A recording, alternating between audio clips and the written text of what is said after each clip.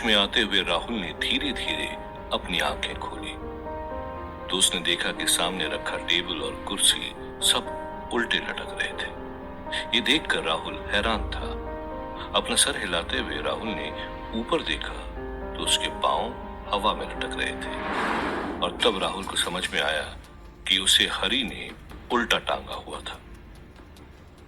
पर राहुल को खुद से ज्यादा उस पत्थर की चिंता थी जो उसे कमरे में कहीं दिखाई नहीं दे रहा था।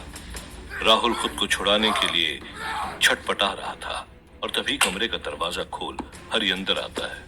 राहुल को बेबस और लाचार लटके हुए देखकर कहता है, सुन लौंडे, ये तेरे गली मोहल्ले का खेल नहीं है, देश की सुरक्षा का सवाल है। अब या तो तू सच बता दे कि दुश्मन देश क्यों जाना चाहता था, वरना अभी तो उल्टा लटकाया है, बाद में सीधा लटकाऊंगा तेरी गर्दन को। राहुल ने हरि को पूछा, वो पत्थर कहाँ है? हरि ने हैरानी से पूछा, अरे है क्या उस पत्थर में? हमने तो सारी जांच कर ली, कुछ ना मिला। राहुल ने कहा, मुझे वो पत्थर चाहिए। हरि समझ नहीं पा रहा था कि इस इंसान में उल्टा लटकने के बाद भी इतनी हिम्मत कहां से आ रही थी। हरि ने पूछा, अबे ओए लौंडे, तुझे डर नहीं लग रहा? तू इस वक्त फौज की कैद में है। राहुल ने कहा, मुझे डर तुमसे नहीं, उससे लग रहा है जो इस पत्थर को ढूंढते हुए यहां आएगा। अगर पत्थर उसके हाथ में लग गया तो दुनिया की कोई फौज उसे रोक नहीं पाएगी। ये सुनकर हरि जोर जोर से हंसने लगा और कहा, अरे मुझे लग गए तू बावरा हो गया है। मैं भी देखूं कौन माई का लाल यहां आता है इस पत्थर को और तुझको छुड़ाने। आयशा राहुल को छुड़ाने बॉर्डर सिक्योरिटी फोर्सेस के इलाके में आ गई थी। वो समझ गई थी कि राहुल किसी बड़ी मुसीबत में फंस चुका है। आयशा बीएसएफ हेडक्वार्टर्स की कुछ ही दूरी पर बने चाय की टपरी पर आर्यन के साथ आ पहुंची थी। आयशा पत्रकारिता की छात्र रह चुकी थी। उसे अच्छी तरह से पता था कि इन चाय वालों के पास बहुत जानकारी होती है। आयशा ने चाय पीते हुए बड़ी ही चालाकी से चाय वाले से कहा, आज ये टपरी बड़ी खाली है, लगता है कुछ कांड हुआ है। चाय वाले ने तुरंत मुस्कुराते हुए कहा, अरे मैडम जी, नजर बहुत तेज है आपकी, कांड तो हुआ है यहाँ। आयशा ने कहा, अच्छा क्या कांड हुआ है? चाय वाले ने धीरे से आयशा के कानों में कहा, मैडम जी, आज ही सरहद से कुछ लोग पकड़े गए हैं, 2 औरत और 3 आदमी, सुना है पाकिस्तानी हैं और बड़ा धमाका करने आए थे यहाँ पे हिंदुस्तान। आयशा को अच्छी तरह से पता था कि कोई भी खबर अफवाह में कितनी जल्दी बदलती है, पर उसे इतना तो पता चल गया था कि पकड़े गए लोग और कोई नहीं बल्कि राहुल और वो चंद्रवंशी ही थे। हरि को बीएसएफ की ड्यूटी करते हुए 10 साल हो गए थे, पर अपने पूरे करियर में हरि का राहुल जैसे अडिग इंसान से पाला नहीं पड़ा था। हरि ने अपने बीएसएफ फोर्स की सबसे होनहार महिला अधिकारी को उन दोनों औरतों से जानकारी निकालने की जिम्मेदारी दी थी, पर उस महिला अधिकारी को सरिता और लेखा से कोई जानकारी हाथ नहीं लगी। महिला अधिकारी ने हरि से कहा, सर, ये लोग बहुत कट्टरपंथी लग रहे हैं, कुछ कहने को तैयार नहीं है। इनकी औरतें भी सारा टॉर्चर आसानी से सहन कर जाती हैं। हरि ने अपनी कुर्सी से उठते हुए कहा, लगता है इनके बारे में गृह मंत्रालय को खबर देनी ही पड़ेगी। राहुल की खबर तो आयशा को भी लग चुकी थी, पर आर्यन चाय वाले और आयशा की बात सुनकर घबरा गया था। वो तुरंत आयशा का हाथ पकड़कर उसे चाय की टपरी से बाहर ले गया और कहा, आयशा, अब मामला बहुत खतरनाक हो गया। पहले ही तुम्हें मुंबई पुलिस ढूंढ रही है और अब राहुल के साथ ये कांड। मैं तो कहता हूं कि हम लोग कुछ दिनों के लिए अंडरग्राउंड हो जाते हैं। पर आयशा ने मन बना लिया था कि वो राहुल को छुड़ाए बिना यहां से नहीं जाएगी। राहुल ने उसका दिल तोड़ा था, वो उसका मुजरिम था, इसलिए उसे सजा भी आयशा ही देगी। आर्यन ने चिल्लाते हुए कहा, आयशा, तुम पागल हो गई हो, इतनी फौज से हम राहुल को कैसे छुड़ा पाएंगे? आयशा भी राहुल को छुड़ाने का तरीका ही सोच रही थी कि तभी आयशा को एक ख्याल आया। उसने आर्यन से कहा, आर्यन, तुम उससे क्यों नहीं बात करते जिसने हमें मुंबई में पकड़े जाने से बचाया था? शायद उसके पास इसका कोई हल हो। आर्यन को यह आइडिया बुरा नहीं लगा। अपना फोन निकालते हुए वो आयशा से थोड़ी दूर गया और उसने माया को फोन लगाया। आयशा भी सोच रही थी कि आखिर ये है कौन जो आर्यन की इतनी मदद कर रहा है। आर्यन भी सचेत था।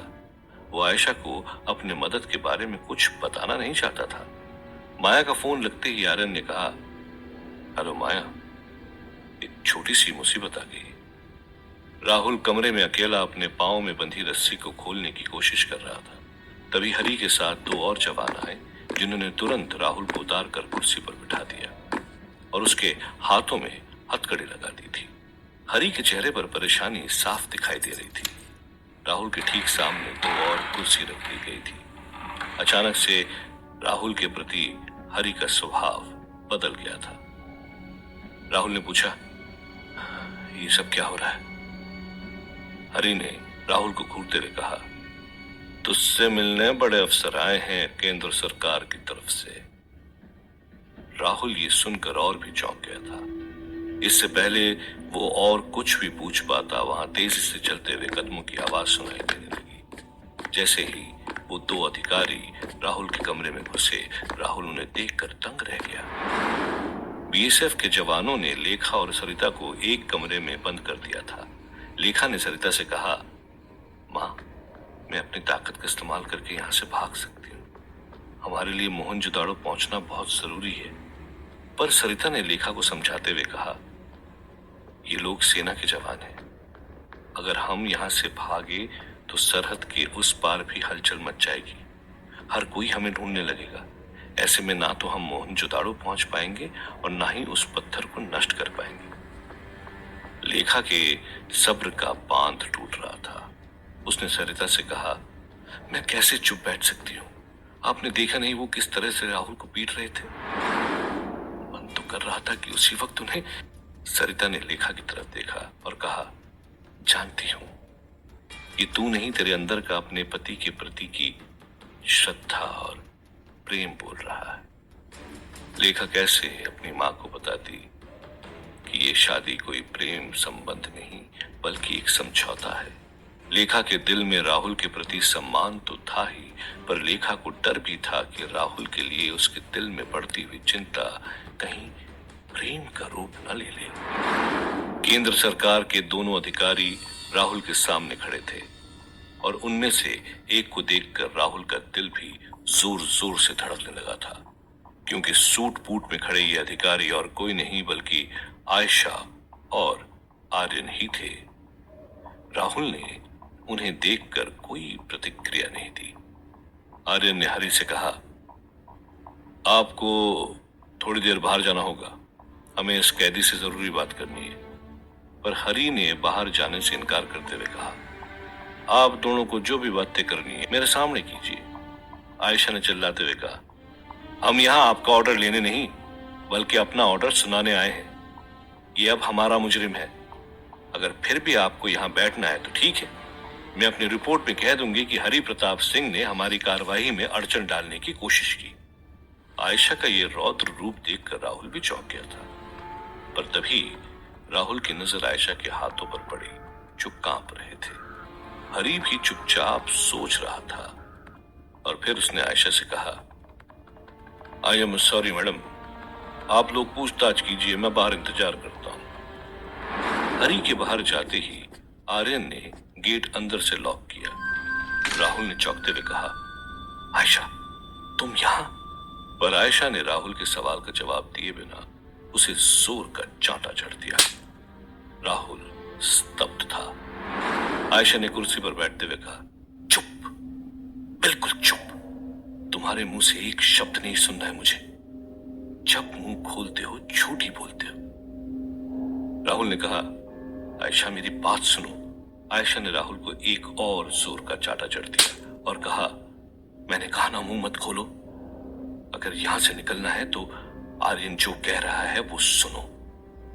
सरिता भी राहुल को बचाने के लिए हर मुमकिन उपाय को ढूंढ रही थी और तभी सरिता की नजर उस कमरे के ट्यूबलाइट पर पड़ी। सरिता ने लेखा का ध्यान ट्यूबलाइट की तरफ करते हुए कहा, लेखा, ये पूरी जगह हमारी गुफा की तरह हर तरफ से बंद है और ये बिजली से चलने वाली रोशनी ही यहाँ का स्रोत है। अगर तू अपनी ताकत से किसी तरह इस बिजली के स्रोत को नष्ट कर पाए तो यहाँ चारों तरफ अंधेरा ही अंधेरा हो जाएगा और हमें मौका मिल जाएगा राहुल और बाकियों को लेकर यहाँ से भागने का। लेखा सरिता की योजना समझ गई थी, पर इस कमरे में बैठे हुए बिजली के स्रोत को ढूंढना नामुमकिन था। लेखा ने जमीन पर गिरते हुए जोर जोर से चिल्लाना शुरू कर दिया। उसकी आवाज चीख पुकार सुनते ही दो महिला अफसर दौड़े हुए कमरे में आई। सरिता ने उन्हें देखकर कहा, पता नहीं इसे अचानक क्या हो गया, आप लोग इसकी मदद कीजिए। लेखा ने तुरंत ही अपनी आंख बंद कर ली और बेहोश होने का नाटक करने लगी। महिला अफसर लेखा की यह हालत देखकर घबरा गई और उसे तुरंत उठाकर चिकित्सक उपचार के लिए बाहर ले गई। बाहर जाते हुए लेखा हल्के से अपनी आंखें खोल पूरी जगह को अच्छी तरह से देख रही थी, पर लेखा की नजर सिर्फ और सिर्फ बिजली के स्रोत को ढूंढ रही थी। आयशा भी दरवाजे पर खड़ी होकर आने जाने वाले जवानों पर नजर रखे हुई थी और आर्यन राहुल के ठीक सामने बैठा उससे कह रहा था कि राहुल, हमारे पास ज्यादा वक्त नहीं है।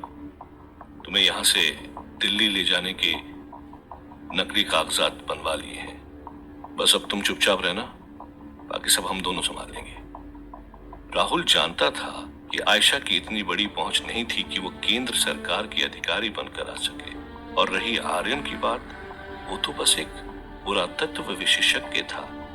फिर ये दोनों कैसे बीएसएफ के अधिकारियों की आंखों में धूल झोंक कर यहाँ तक आ पाए थे? राहुल को दाल में काला साफ साफ नजर आ रहा था। इसलिए उसने आर्यन से पूछा, ये नकली आईडी कार्ड, ये हुलिया बदलना, कुछ तो झोल किया है तुम दोनों ने? मुझे सच सच बताओ आर्यन, यहां तक पहुंचे कैसे? आर्यन ने कहा, मेरे कुछ कॉन्टैक्ट्स हैं, उनकी हर जगह पहुंचे, उन्हीं की मदद से हम तुम्हें छुड़ाने आए। राहुल ने कहा, और ये बुरे लोग मुझसे चाहते क्या? आर्यन ने कहा, मतलब? राहुल ने हंसते हुए कहा, बनो मत आर्यन, बुरा इंसान कभी भी किसी की मुफ्त में मदद नहीं करता। आखिर तुम्हारी डील क्या है? आयशा राहुल के सवाल जवाब सुनकर तंग आ गई थी। राहुल के पास आकर उसने कहा, जो भी डील है यहां से निकलकर पता चल जाएगी। अब तुम ये बताओ, तुम्हें यहां से बाहर जाना है या नहीं? राहुल ने कहा, जाना है, पर मैं अकेला यहां से नहीं जाऊंगा। तुम्हें उन चंद्रवंशियों को भी छुड़ाना पड़ेगा। आयशा ने गुस्से में अपने दांत रगड़ते हुए कहा, 2 दिन में वो लड़की तुम्हें इतनी प्यारी हो गई कि तुम उसके बिना कहीं जाना नहीं चाहते?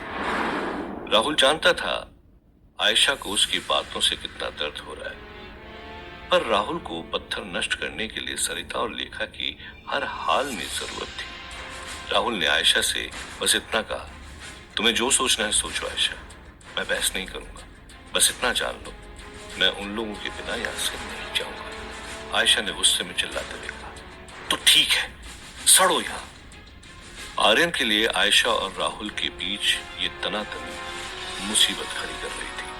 आर्यन ने दोनों को शांत करते हुए कहा, गाइस, अभी ये लड़ाई झगड़ा छोड़ो, यहां से निकलने का हमें इससे अच्छा मौका नहीं मिलेगा। अगर हम लोगों ने मिलकर काम नहीं किया तो हमेशा के लिए इन जेल की सलाखों में फंसे रह जाएंगे। आर्यन ने गहरी सांस लेते हुए कहा, ठीक है राहुल, हम उन चंद्रवंशियों को भी साथ ले जाएंगे। आयशा ने गुस्से से आर्यन की तरफ देखा। आर्यन ने कहा, और कोई रास्ता है तुम्हारे पास? आयशा के पास इस सवाल का कोई जवाब नहीं था। आर्यन उस कमरे से निकलकर हरी से मिलने चला गया और कमरे में अकेला छोड़ गया उन 2 प्रेमियों को, जो कभी एक दूसरे के बिना जी नहीं सकते थे, लेकिन वो आज एक दूसरे के सामने खड़े नहीं हो पा रहे थे। लेखा के बेहोश होने की योजना काम कर गई थी। और किस्मत से उसे चिकित्सा कमरे के बाहर ही बिजली के तारों का झुंड नजर आया। लेखा को बस अब कैसे भी अपनी शक्तियों से उस बिजली के स्रोत को काटना था। डॉक्टर के बाहर जाते ही लेखा छुपते छुपाते उस बिजली के स्रोत की तरफ बढ़ रही थी। आर्यन ने हरि को केंद्र सरकार के वो कागज दिखाए जिनमें इन 5 कैदियों को अधिकारियों को सौंपने का आदेश लिखा हुआ था। हरि ने उस कागज को गौर से देखा। सरकारी सील से लेकर हर चीज उस कागज पर असली लग रही थी। हरि ने कागज पर साइन करते हुए कहा, आखिर ये लोग है कौन? आर्यन ने कहा, ये भारत के खुफिया मिशन करते हैं और पकड़े जाने पर कभी अपनी आइडेंटिटी नहीं बताते हैं। ये सुनकर हरि भी दंग रह गया। उसने धीरे से कहा, सर, मुझे लगा ही था ये लोग रॉ के आदमी हैं। इतना पीटा भी एक शब्द नहीं कहा। हमारे देश को ऐसे ही जवानों की जरूरत है। आर्यन ने चुपचाप सिर हिलाया और वहां से निकलते हुए सोचा, चलो स्पाई मूवीज देखने का कुछ तो फायदा हुआ। आयशा राहुल की हथकड़ियां खोलकर उसे सरिता के कमरे में ले गई। राहुल ने सरिता से कहा, चलिए हमें यहां से निकलना है। लेखा कहाँ है? सरिता ने राहुल को घूरते हुए कहा, वो तो तुम्हें यहां से निकालने के लिए बाहर गई है। राहुल ने चौंकते हुए कहा, मतलब? और तभी अचानक से पूरे क्षेत्र की बिजली चली गई। राहुल ने सर पर हाथ रखते हुए कहा, ओह शिट, अब नहीं बच पाएंगे हम। बीएसएफ हेडक्वार्टर से बचकर निकलने की योजना पर अब खतरे के बादल मंडरा रहे थे।